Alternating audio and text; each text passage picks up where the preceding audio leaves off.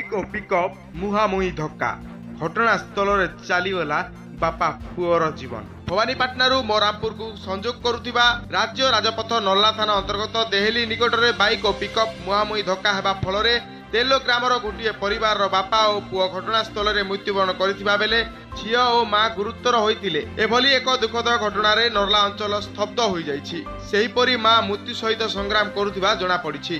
आज सकाळ प्राय 9:30 समय नर्ला ब्लॉक बालसिंगा ग्राम पंचायत अधीनस्थ तेलो ग्रामर बुध बारिक वर्ष 35 पुओ आरब 10 वर्ष माँ और झील बाइक नंबर OD 17C0762 जोगे नर्ला पटे आसुथिले किंतु सामना पटु क्षिप्र गति रे जाउथिबा एक पिकअप भ्यान बाइक धक्का देबा घटनास्थल रे बाइक चालक बापा बुध बारिक और पुओ आरब मृत्यु होइतिबा बेले झील और माँ गुरुतर होइतिले। स्थानीय लोके एम्बुलेंस माध्यम रे नर्ला डाक्तरखाना को आनिथिले। झील और माँ गुरुतर होइतिले। माँ अधिक गुरुतर थिबारु डाक्टर जिला मुख्य चिकित्सालय को पठाइथिबा जणा पड़िछि।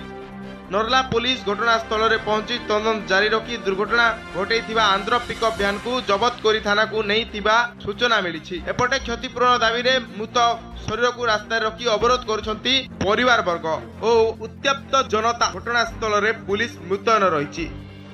ब्यूरो रिपोर्ट ओडिशा प्रयास।